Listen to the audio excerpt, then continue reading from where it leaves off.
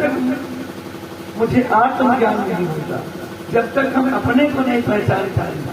हम समझते हैं कि मेरा जन्म केवल बढ़िया बढ़िया भोजन करने के लिए हुआ है और बढ़िया आसन पे सोने के लिए हुआ है। हाँ? एक बार बॉम्बे में 20वें मंजिल पे रह रहा था, जिनके यहाँ गया था, क्या महाराज आज रात में नींद नहीं रही। हमने कहा क्यों? क्या महाराज पता नहीं कैसे एसी बंद हो गया थोड़ी देर के लिए। बताओ, थोड़ी देर के लिए एसी बंद हो गया तो 20वें मंजिल पे तो वैसे भी ठंडी देती है, नींद नहीं आई। और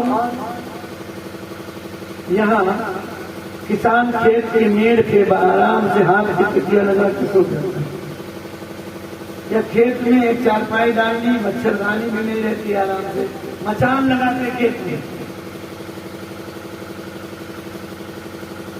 तो हम विषयों में इतने लिप्त हो गए कि हमें अपने की पहचान नहीं, ये ज्ञान नहीं कि मैं कौन हूं। हम भूल गए कि हम उस परब्रह्म परमात्मा के अंश हैं, हम उस परमात्मा के पिता हैं, वो पुत्र हैं, वो परम पिता है, हम उसके पुत्र हैं।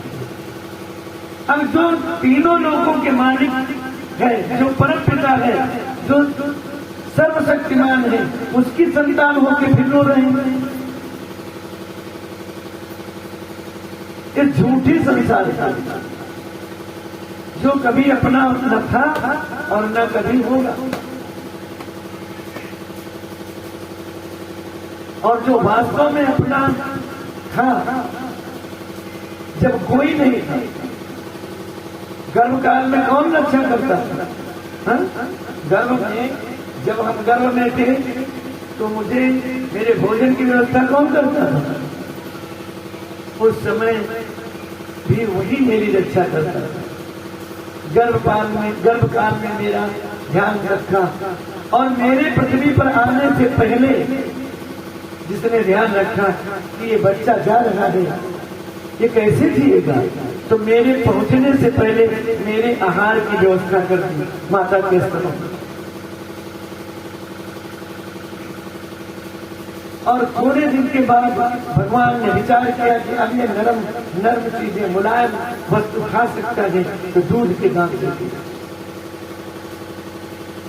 जैसे जैसे हम बढ़ेंगे, अब ये थोड़ा कठोर भी भोजन कर सकता है, दूध के दांत हटा के मजबूत दांत देते।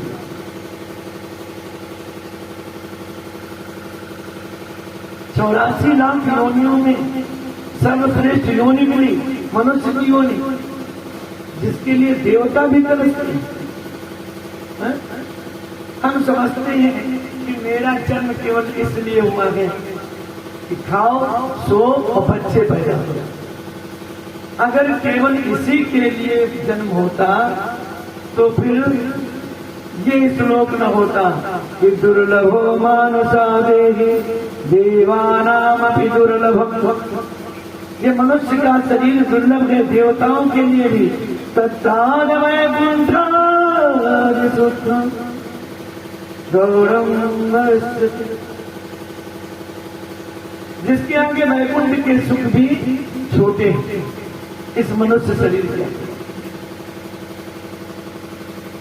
रामायण में भी लिखा कि बड़े भाग मानुष तन पावा, असुर दुर्लभ सदग्रंथन गा।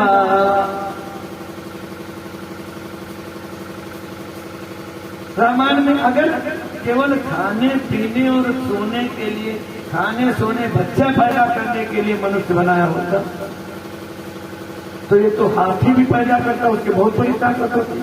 और ताकत ही अगर मुझ होती तो कहते बड़े भाग हाथी तन पाऊंगा। यदि खाना पीना और सोना ही जीवन है तो फिर मनुष्य श्रेष्ठ कैसे है? कुतिया भी अपने वो भी खाती है, सोती है, अपने बच्चे को वो भी पालती है, बीमार देती है। सूअर भी अपने बच्चों को पालता है। तो अगर हम केवल अपने में, अपने खाने पीने के लिए, हाँ एक गुण प्रधान है, कुत्ता, बिल्ली, सूअर ये विश्वासघात नहीं करते, लेकिन मनुष्य में एक अवगुण और है कि ये विश्वासघात, ये अपनों के साथ, अपनों को ही, अपनों के साथ ही घात करता है। तो बताओ कुत्ता महान हुआ कि ये पुरुष महान? यदि हमारे अंदर ये समझ ना आए,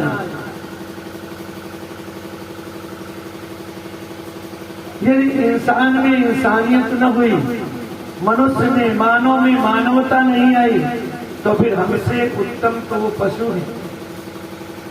फिर बड़े भाग मानुष कर पावा, ये कैसे? परमात्मा ने मनुष्य इसलिए बनाया है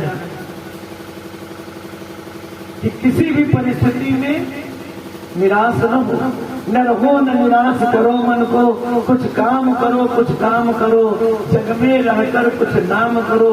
ये जन्म हुआ किस अर्थ न हो, समझो जिसमें यह व्यर्थ न हो।